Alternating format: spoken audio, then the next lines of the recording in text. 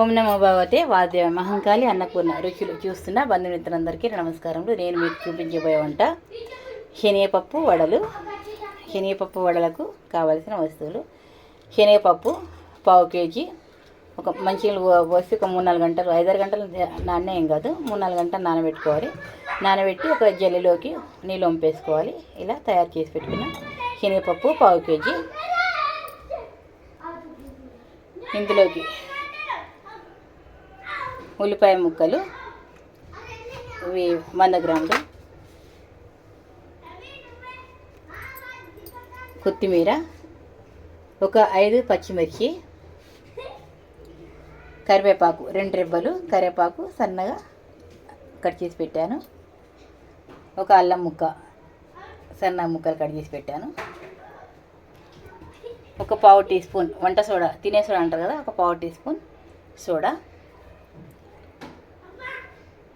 5 వెల్లుల్లిపాయలు, ఒక 1 tea spoon జీలకర్ర,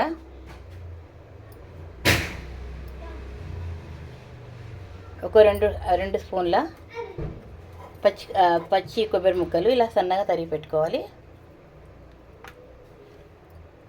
కొద్దిగా పసుపు వేసుకోవాలి, ఉప్పు,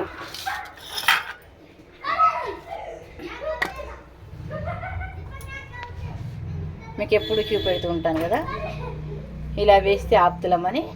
అయితే ఇలా 2 వేయాలి, అంటే 1 తులం అవుతుంది. 2 వేసిన తర్వాత ఇంకొక పావు వేయాలి, అంటే 2 తులం పావు ఉప్పు వేయాలి. ఇప్పుడు ఇది 2 వేసాను, ఇంకొక పావు వేస్తున్నాను, ఇంకొక పావు ఉప్పు.